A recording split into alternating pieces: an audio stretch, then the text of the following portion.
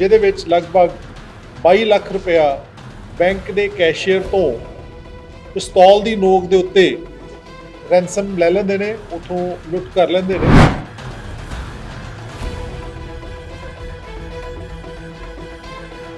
ਇਹ ਜਿਹੜੀ ਬੈਂਕ ਡਕੈਤੀ ਦਿਨ ਦਿਹਾੜੇ ਕੀਤੀ ਗਈ ਸੀ, ਉਹਦੇ ਵਿੱਚ ਜਿਹੜੇ ਦੋਵੇਂ ਕ੍ਰਿਮੀਨਲ, ਦੋਵਾਂ ਨੂੰ ਅਰੈਸਟ ਕਰ ਲਿਆ ਗਿਆ।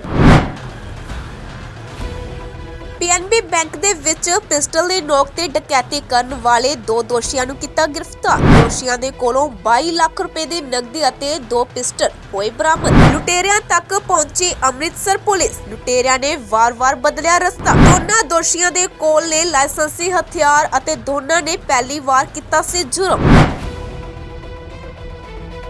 ਅੰਮ੍ਰਿਤਸਰ ਪੁਲਿਸ ਨੂੰ ਵੱਡੀ ਸਫਲਤਾ ਹਾਸਲ ਹੋਈ ਹੈ। ਦੱਸ ਦਈਏ ਕਿ ਪਿਛਲੇ ਦਿਨੀ ਪੰਜਾਬ ਨੈਸ਼ਨਲ ਬੈਂਕ ਦੇ ਵਿੱਚ ਹੋਈ ਲੁੱਟ ਦੀ ਗੁੱਥੀ ਅੰਮ੍ਰਿਤਸਰ ਪੁਲਿਸ ਦੇ ਵੱਲੋਂ ਸੁਲਝਾਈ ਗਈ ਹੈ ਅਤੇ 2 ਦੋਸ਼ੀਆਂ ਨੂੰ ਗ੍ਰਿਫਤਾਰ ਕੀਤਾ ਗਿਆ। ਦੋਸ਼ੀਆਂ ਦੇ ਕੋਲੋਂ 2 ਪਿਸਟਲ ਅਤੇ 22 ਲੱਖ ਰੁਪਏ ਦੀ ਨਕਦੀ ਬਰਾਮਦ ਹੋਈ ਹੈ। ਇਸ ਤੋਂ ਇਲਾਵਾ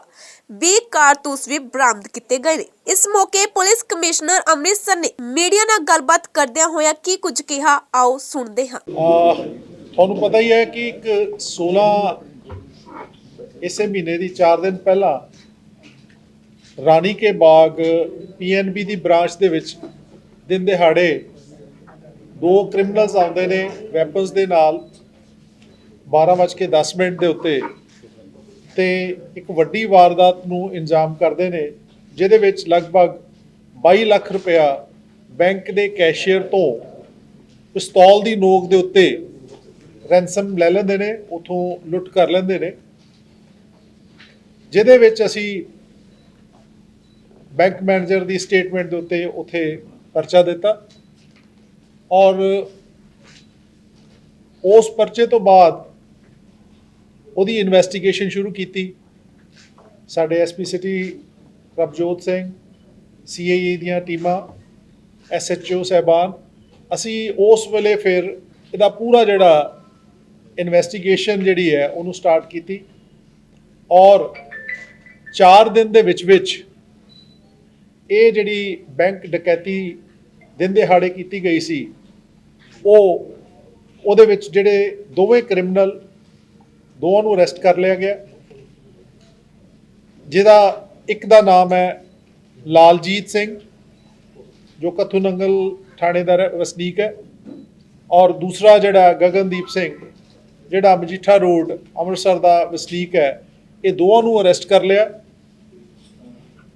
ਉਸ ਦਿਨ ਜਿਹੜੀ ਉਹਨਾਂ ਦੇ ਨਾਲ ਵੈਪਨ ਸੀਗਾ, ਵੈਪਨ ਵੀ ਰਿਕਵਰ ਕਰ ਲਿਆ ਔਰ ਜਿਹੜੇ ਵਾਹੀਕਲ ਤੇ ਆਏ ਉਹਨਾਂ ਨੇ 2 ਵਾਹੀਕਲ ਇਸ ਸਾਰੇ ਅੰਜਾਮ ਕਰਨ ਵਾਸਤੇ 2 ਵਾਹੀਕਲ ਯੂਜ਼ ਕੀਤੇ। ਮੌਕੇ ਤੇ ਉਹ ਸਕੂਟੀ ਤੇ ਆਏ ਔਰ ਇਨਵੈਸਟੀਗੇਸ਼ਨ ਨੂੰ ਭੁਲੇਖਾ ਪਾਉਣ ਲਈ ਉਹਨਾਂ ਨੇ ਕੁਝ ਦੂਰ ਬਾਅਦ ਜਿਹੜੀ ਉਹ ਗੱਡੀ ਛੱਡ ਕੇ ਇੱਕ ਕਰੂਜ਼ ਜਿਹੜੀ ਹੈ, ਉਹ ਜਿਹੜੀ ਉਹਨਾਂ ਦੀ ਆਪਣੀ ਸੀਗੀ, ਉਹਦੇ ਵਿੱਚ ਗਏ। ਉਹ ਦੋਵੇਂ ਹੀ ਗੱਡੀਆਂ ਵੀ ਬਰਾਮਦ ਕਰ ਲਈਆਂ ਗਈਆਂ। ਸੋ ਉਸ ਦਿਨ ਜਿਹੜੇ ਉਹਨਾਂ ਨੇ ਕੱਪੜੇ ਪਾਏ ਹੋਏ ਸੀਗੇ, ਜੋ ਕੈਪ, ਜੋ ਉਹਨਾਂ ਨੇ ਆਪਣਾ ਮੂੰਹ ਛੁਪਾਉਣ ਲਈ ਜੋ ਵੀ ਰੱਖਿਆ ਹੋਇਆ ਸੀਗਾ, ਉਹ ਕੱਪੜੇ ਵੀ ਰਿਕਵਰ ਕਰ ਲਿਆ। ਕਹਿਣ ਤੋਂ ਭਾਵ ਹੈ ਕਿ ਜਿਹੜੀ ਟੋਟਲ ਇਨਵੈਸਟੀਗੇਸ਼ਨ ਦੇ ਵਿੱਚ ਮੁਲਜ਼ਮ ਦੋਵੇਂ, ਵੈਪਨ ਦੋਵੇਂ ਔਰ ਦੋਵੇਂ ਵਾਹੀਕਲਸ ਔਰ ਜੋ ਉਦਨ ਉਹਨਾਂ ਨੇ ਹੁਲੀਆ ਬਣਾਇਆ ਹੋਇਆ ਸੀਗਾ, ਕੱਪੜੇ ਪਾਏ ਹੋਏ ਸੀਗੇ, ਉਹ ਸਾਰੇ ਔਰ ਜੋ ਲੁੱਟ ਦੀ ਰਕਮ ਪਾਈ ਜਿਹੜੀ ਹੈ 100% ਜਿਹੜੀ ਹੈ ਉਹ ਰਿਕਵਰ ਹੋ ਗਈ ਹੈ। 22 ਲੱਖ 1,000 ਸਮਥਿੰਗ ਸੀਗਾ, ਉਹ ਰਿਕਵਰ ਹੋ ਗਈ ਹੈ। ਸੋ ਇਹਦੇ ਨਾਲ ਜਿਹੜਾ ਇੱਕ ਵੱਡਾ ਤੁਸੀਂ ਇਹ ਕਹਿ ਸਕਦੇ ਹੋ ਕਿ ਇੱਕ ਜਿਹੜਾ ਅੰਮ੍ਰਿਤਸਰ ਦੇ ਵਿੱਚ ਇਹੋ ਜਿਹੀ ਜਿਹੜੀ ਲੁੱਟ ਸੀਗੀ ਦਿਨ ਦਿਹਾੜੇ ਕੀਤੀ, ਉਹ ਬਹੁਤ ਹੀ ਪ੍ਰੋਫੈਸ਼ਨਲ ਵੇ ਦੇ ਨਾਲ ਬਹੁਤ ਹੀ ਜਲਦੀ ਵਿਦਨ 4 ਡੇਜ਼, ਤਾਂ ਕਿ ਉਹਨਾਂ ਨੂੰ ਕੋਈ ਮੌਕਾ ਨਾ ਮਿਲੇ ਭੱਜਣ ਦਾ। ਔਰ ਇੱਥੇ ਮੈਂ ਕਹਿਣਾ ਚਾਹਾਂਗਾ ਕਿ ਸਾਡੇ ਜਿਹੜੇ ਮੁਲਾਜ਼ਮ ਜਿਨ੍ਹਾਂ ਨੂੰ ਹੁਣੇ ਆਪਾਂ ਸਰਟੀਫਿਕੇਟ ਵੀ ਕੀਤਾ, ਬਹੁਤ ਮਿਹਨਤ ਦੇ ਨਾਲ ਦਿਨ ਰਾਤ ਲਾ ਕੇ ਸਾਰੀਆਂ ਹੀ ਟੈਕਨੀਕਲ ਟੀਮਾਂ, ਸਾਰੀਆਂ ਹੀ ਸਾਡੇ ਜਿਹੜੇ ਐਸਐਚਓ ਸਾਹਿਬਾਨ ਪਲੱਸ ਉਹਨਾਂ ਦੇ ਥੱਲੇ ਜਿਹੜੀਆਂ ਟੀਮਾਂ ਸੀ, ਮੈਂ ਉਦੋਂ ਵੀ ਕਿਹਾ ਸੀਗਾ ਕਿ ਅਸੀਂ 10 ਟੀਮਾਂ ਫਾਰਮੂਲੇਟ ਕੀਤੀਆਂ ਨੇ, ਡਿਫਰੈਂਟ ਟਾਸਕਿੰਗ ਦਿੱਤੀਆਂ, ਕਿਉਂਕਿ ਬਿਲਕੁਲ ਬਲਾਈਂਡ ਇਹ ਇੱਕ ਵਾਰਦਾਤ ਸੀਗੀ ਜਿਹਦੇ ਵਿੱਚ ਅਸੀਂ ਡਿਫਰੈਂਟ ਥਿਊਰੀਜ਼ ਦੇ ਉੱਤੇ ਵਰਕ ਕਰ ਰਹੇ ਸੀਗੇ ਕਿ ਕਿਉਂ ਆਏ। ਔਰ ਤੁਹਾਨੂੰ ਉਦੋਂ ਵੀ ਯਾਦ ਹੈ ਕਿ ਜਦੋਂ 12:10 ਤੇ ਹੋਈ ਤੇ ਅਸੀਂ ਜਿਹੜੇ ਸਾਡੇ ਬੀਟ ਇੰਚਾਰਜ ਵੀ ਉਸ ਦਿਨ 11:30 ਦੇ ਉੱਤੇ ਉਸ ਬੈਂਕ ਜਾਂਦੇ ਨੇ ਔਰ ਉਹਨਾਂ ਦੇ ਰਜਿਸਟਰ ਦੇ ਵਿੱਚ ਵੀ ਇੰਦਰਾਜ਼ ਕਰਦੇ ਨੇ ਔਰ ਉਦੋਂ ਉਹਨਾਂ ਨੇ ਨੋਟਿਸ 'ਚ ਵੀ ਲਿਆਂਦਾ ਸੀਗਾ ਕਿ ਇੱਥੇ ਸਿਕਿਉਰਿਟੀ ਗਾਰਡ ਨਹੀਂ ਹੈ ਔਰ ਤੁਹਾਡੇ ਜਿਹੜੇ ਅਲਾਰਮ ਨਹੀਂ ਵੱਜ ਰਹੇ। ਲੇਕਿਨ 12:10 ਤੇ ਵਾਰਦਾਤ ਹੁੰਦੀ ਹੈ ਔਰ ਇਹ ਅਸੀਂ ਵਿਦਨ 4 ਡੇਜ਼ ਮੇਰੇ ਖਿਆਲ ਕੋਈ ਵੀ ਜਿਹੜੀ ਹੈ ਇਨਵੈਸਟੀਗੇਸ਼ਨ ਚਾਹੇ ਸਕਾਟਲੈਂਡ ਪੁਲਿਸ ਵਰਗੀ ਨਾਲੋਂ ਵੀ ਵਧੀਆ ਜਿਹੜੀ ਹੈ ਉਹ ਪੰਜਾਬ ਪੁਲਿਸ ਨੇ ਆਪਣੀ ਫਿਰ ਇੱਕ ਵਾਰ ਫਿਰ ਜਿਹੜੀ ਆਪਣੀ ਪ੍ਰੋਫੈਸ਼ਨਲਿਜ਼ਮ ਦਲੇਰੀ ਔਰ ਹਾਰਡ ਵਰਕ ਦਾ ਇੱਕ ਮੁਲਾਜ਼ਾ ਕਰਦੇ ਹੋਏ ਇਹ ਸਾਰੇ ਹੀ ਸਾਡੇ ਜਿਹੜੇ ਮੁਲਾਜ਼ਮ ਉਹਨਾਂ ਨੇ ਆਪਣੀ ਇਹ ਜਿਹੜੀ ਹੈ ਕਾਰਵਾਈ ਕੀਤੀ ਹੈ। ਇਸ ਸਾਰੇ ਆਪਰੇਸ਼ਨ ਦੇ ਵਿੱਚ ਲਗਭਗ 40 ਕਿਉਂਕਿ ਇੰਨੀਆਂ ਜ਼ਿਆਦਾ ਟਾਸਕਿੰਗ ਸੀਗੀਆਂ 10 ਟੀਮਾਂ ਸੀਗੀਆਂ ਉਹਨਾਂ ਦੇ ਵਿੱਚ ਸਾਡੇ ਕੋਈ 40 ਕੁ ਮੁਲਾਜ਼ਮ ਇੰਸਪੈਕਟਰ SHO ਤੋਂ ਲੈ ਕੇ ਥੱਲੇ ਕਾਂਸਟੇਬਲ ਤੱਕ ਉਹਨਾਂ ਨੇ ਇਹ ਮਸ਼ੱਕਤ ਕੀਤੀ ਹੈ ਔਰ ਲਗਭਗ 35 ਕਿਲੋਮੀਟਰ ਦਾ ਜਿਹੜਾ ਉਹ ਸਮਝ ਲਓ ਵੀ ਇੱਥੋਂ ਵਾਰਦਾਤ ਵਾਲੀ ਜਗ੍ਹਾ ਤੋਂ ਲੈ ਕੇ ਜਿੱਥੇ ਉਹ ਗਏ ਨੇ ਉਹਦਾ ਪਿੱਛਾ ਕੀਤਾ ਡਿਫਰੈਂਟ ਤਰੀਕੇ ਦੇ ਨਾਲ ਪਿੱਛਾ ਕੀਤਾ। ਬਹੁਤ ਸਾਰਾ ਟੈਕਨੀਕਲ ਡਾਟਾ ਲਿਆ ਗਿਆ ਬਹੁਤ ਸਾਰੀਆਂ ਜਿਹੜੀਆਂ ਉਹ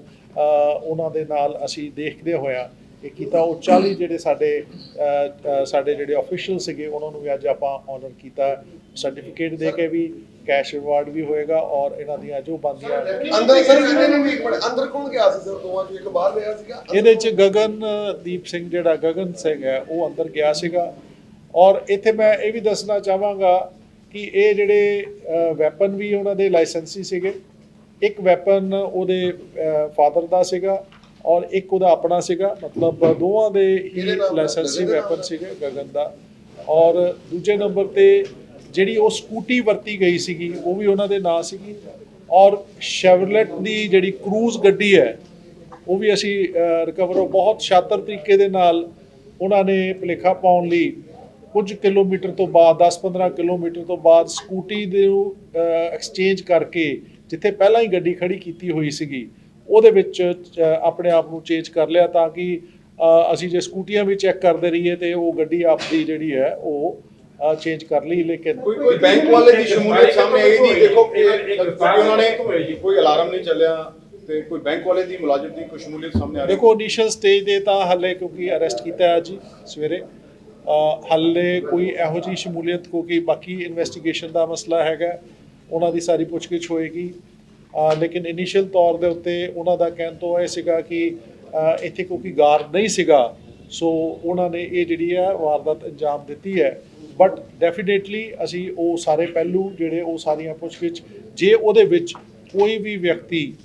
ਜਾਂ ਕੋਈ ਵੀ ਇੰਸਟੀਟਿਊਸ਼ਨ ਕਿਸੇ ਵੀ ਤੌਰ ਤੇ ਸਿੱਧੇ ਜਾਂ ਸਿੱਧੇ ਤੌਰ ਤੇ ਉਹਦੇ ਚ ਇਨਵੋਲਵ ਹੋਏਗਾ ਉਹ ਬਿਲਕੁਲ ਉਹਨੂੰ ਕਾਨੂੰਨ ਦੇ ਮੁਤਾਬਕ ਇਹਨਾਂ ਦਾ ਮਕਸਦ ਕੀ ਸੀਗਾ ਕਿਉਂ ਲੁੱਟੇ ਸੀਗੇ ਕਰਦੇ ਕੀ ਨੇ ਸਰ ਕਿਉਂ ਲੁੱਟੇ ਸੀਗੇ ਪੈਸੇ ਇਹਨਾਂ ਨੇ ਕੀ ਕਰਨਾ ਸੀਗਾ ਇਹਦਾ ਕ੍ਰਿਮੀਨਲ ਰਿਕਾਰਡ ਹੈ ਪਹਿਲਾਂ ਹਾਂ ਤੁਹਾਡੇ ਤਿੰਨੇ ਸਵਾਲ ਜਿਹੜੇ ਆ ਉਹਦਾ ਪਹਿਲੇ ਨੰਬਰ ਤੇ ਉੱਤੇ ਕਿ ਇਹ ਦੋਵਾਂ ਦਾ ਹਾਲੇ ਤੱਕ ਕੋਈ ਕ੍ਰਿਮੀਨਲ ਰਿਕਾਰਡ ਨਹੀਂ ਹੈ। ਸੋ ਇੱਕ ਬੜੀ ਵੱਡਾ ਚੈਲੰਜ ਹੁੰਦਾ ਜਦੋਂ ਤੁਹਾਡਾ ਕ੍ਰਿਮੀਨਲ ਰਿਕਾਰਡ ਨਾ ਹੋਵੇ ਕਿਉਂਕਿ ਨਾਰਮਲੀ ਅਸੀਂ ਸਾਰੇ ਹੀ ਜਿਹੜੇ ਕ੍ਰਿਮੀਨਲ ਕੋਈ ਬਾਹਰ ਆਏ ਹੁੰਦੇ ਨੇ ਜਾਂ ਪੁਰਾਣੇ ਹੁੰਦੇ ਉਹਨਾਂ ਦਾ ਰਿਕਾਰਡ ਛਾਣਦੇ ਆ ਇਹਦੇ ਵਿੱਚ ਵੀ ਛਾਣਿਆ ਗਿਆ ਲੇਕਿਨ ਇਹਨਾਂ ਦਾ ਹਾਲੇ ਕੋਈ ਸਾਡੇ ਅੱਗੇ ਕੋਈ ਇਹੋ ਜਿਹਾ ਕ੍ਰਿਮੀਨਲ ਰਿਕਾਰਡ ਉਹਨਾਂ ਦੇ ਥਾਣੇ ਤੋਂ ਪਤਾ ਕੀਤਾ ਗਿਆ ਕੋਈ ਕ੍ਰਿਮੀਨਲ ਰਿਕਾਰਡ ਨਹੀਂ ਹੈ। ਨੰਬਰ 2 ਦੇ ਉੱਤੇ ਜਿੱਥੋਂ ਤੱਕ ਮਨਸ਼ਾ ਦੀ ਗੱਲ ਹੈ ਉਹੀ ਫੇਰ ਆਉਂਦਾ ਛੇਤੀ ਅਮੀਰ ਹੋਣ ਵਾਲੀ ਵੀ ਕਿਉਂਕਿ ਉਹਨਾਂ ਕੋਲ ਵੈਪਨ ਵੀ ਸੀਗਾ ਲਾਇਸੈਂਸੀ ਵੈਪਨ ਵੀ ਸੀਗਾ ਦੋਵਾਂ ਨੇ ਹਮ ਰਾਜ਼ ਹੋ ਕੇ ਕਿ ਛੇਤੀ ਅਮੀਰ ਹੋਇਆ ਜਾਵੇ ਤੇ ਬੈਂਕ ਕਿਉਂਕਿ ਗਾਰਡ ਵਗੈਰਾ ਨਹੀਂ ਸੀਗੀ ਤੇ ਅੰਦਰ ਗਏ ਤੁਹਾਨੂੰ ਤੁਸੀਂ ਦੇਖਿਆ ਹੀ ਹੋਇਆ ਸਾਰਿਆਂ ਨੇ ਵਿਜ਼ਿਟ ਕੀਤਾ ਮੇਰੇ ਖਿਆਲ 1.5 ਮਿੰਟ ਲੱਗਿਆ ਹੋਣਾ 2 ਮਿੰਟ ਲੱਗਿਆ ਹੋਣਾ ਕਿ ਉਹ ਗਏ ਤੇ ਲਿਫਾਫਾ ਦਿੱਤਾ ਪੈਸੇ ਦੇ ਦਿੱਤੇ ਤੇ ਚਲੇ ਗਏ। ਰੇਕੀ ਸਰ ਪਤਾ ਸੀਗਾ ਜਾਂ ਇਹਦਾ ਅਕਾਊਂਟ ਹੈਗਾ ਸੀ ਉਹਨਾਂ ਦੇ ਬੈਂਕ ਦੇ ਨਹੀਂ ਹਾਲੇ ਇਹੋ ਜੀ ਬੈਂਕ ਅਕਾਊਂਟ ਵਾਲੀ ਗੱਲ ਵੀ ਨਹੀਂ ਸਾਹਮਣੇ ਆਈ ਲੇਕਿਨ ਇਹ ਹੈ ਕਿ ਉਹਨਾਂ ਦਾ ਇੱਥੋਂ ਲੰਘਦੇ ਰਹੇ ਨੇ ਔਰ ਬੈਂਕ ਨੂੰ ਰੈਕੀ ਵੀ ਡੈਫੀਨੇਟਲੀ ਕਰਦੇ ਰਹੇ ਨੇ ਔਰ ਇਹ ਸੀਗਾ ਕਿ PNB ਦੇ ਵਿੱਚ ਕਿਉਂਕਿ ਬਾਹਰ ਗਾਰਡ ਨਹੀਂ ਬੈਠਾ ਹੋਇਆ ਇਸ ਕਰਕੇ ਉਹਨਾਂ ਨੇ ਉਹ ਟਾਈਮ ਚੁਣਿਆ ਔਰ ਉਹ ਟਾਈਮ ਵੀ ਜਿਹੜਾ ਚੁਣਿਆ ਜਦੋਂ 12-12:30 ਵਜੇ ਦੇ ਵਿੱਚ ਉਹਨਾਂ ਕੋਲ ਕੈਸ਼ ਜ਼ਿਆਦਾ ਹੁੰਦਾ ਪਹਿਲੇ ਗੱਡੀ ਕਹਿੰਦੇ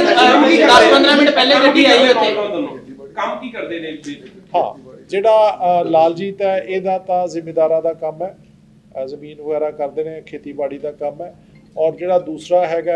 ਗਗਨਦੀਪ ਇਹ ਵੈਸੇ ਗ੍ਰੈਜੂਏਟ ਹੈ BA ਪਾਸ ਹੈ ਲੇਕਿਨ ਵਿਹਲਾ ਟਾਈਪ ਹੈ ਔਰ ਇਹ ਜਿਹੜਾ ਬੇਸਿਕਲੀ ਹੁਣ ਤਾਂ ਜਿਹੜਾ ਤੁਸੀਂ ਲਾ ਲਓ ਵੀ ਇਹ ਕ੍ਰਿਮੀਨਲ ਐਕਟੀਵਿਟੀ ਦੇ ਵਿੱਚ ਐਂਟਰ ਕਰ ਗਏ ਕਿ ਆਪਣਾ ਇੱਕ ਕਿਉਂਕਿ ਦੋਵੇਂ ਹਮਰਾਜ਼ ਹੋ ਗਏ ਹੈ ਵਿਲਰ ਟਾਈਪ ਤੁਸੀਂ ਇਹ ਕਹਿ ਸਕਦੇ ਸਰ ਇੱਕ ਦੇ ਫਾਦਰ ਦਾ ਲਾਇਸੈਂਸੀ ਪਿਸਟਲ ਸੀਗਾ, ਇੱਕ 2 ਦਿਨ ਪਹਿਲੇ ਵੀ ਪੁਲਿਸ ਨੇ ਪਕੜੇ ਸੀਗੇ 2, ਉਹਦੀ ਮਦਰ ਦਾ ਪਿਸਟਲ ਸੀਗਾ, ਇਸ ਤਰ੍ਹਾਂ ਹੀ ਲਾਇਸੈਂਸ ਸੀ। ਕਿਆ